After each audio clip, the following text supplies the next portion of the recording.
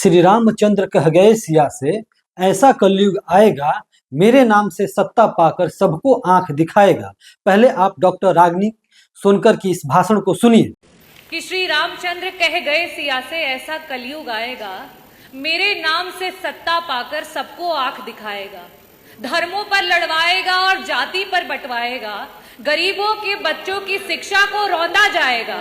सुन लीजिए, गरीबों के बच्चों की शिक्षा को रौंदा जाएगा। जो शिक्षा को पाएगा, जो शिक्षा को चाहेगा, उसको वो मार भगाएगा। पूरा करने दीजिए। और ऐसा करके वैसा करके बस अपना मकसद पाएगा। मंत्री जी, बस अपना मकसद पाएगा।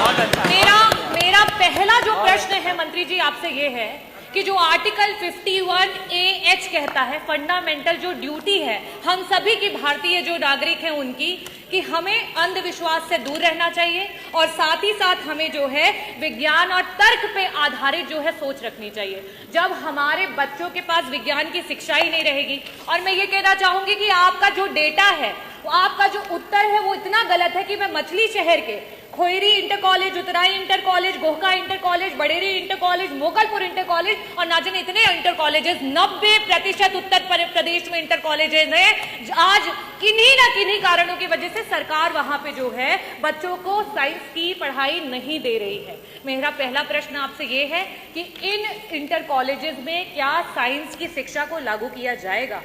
1982 से लेकर के जहां 22 लाख बच्चे होते थे जो 11-12 की पढ़ाई करते थे, आज वो 55 लाख हो चुके हैं।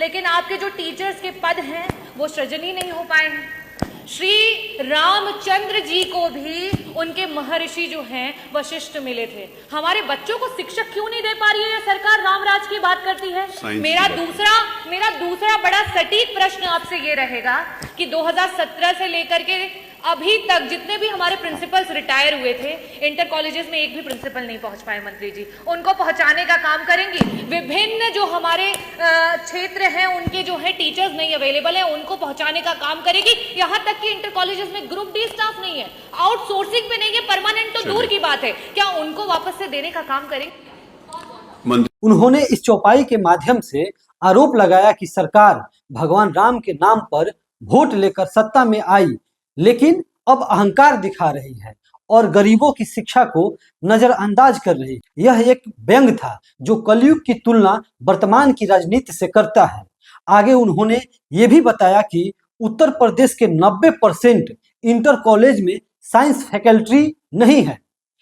प्रधानाचार्य, शिक्षक और ग्रुप डी स्टाफ के पद खाली है। गरीब बच्चों की शिक्षा को रौंदा जा रहा है और जो शिक्षा मांगता है उन्हें मारा भगाया जा रहा है, यानी दबाया जा रहा है।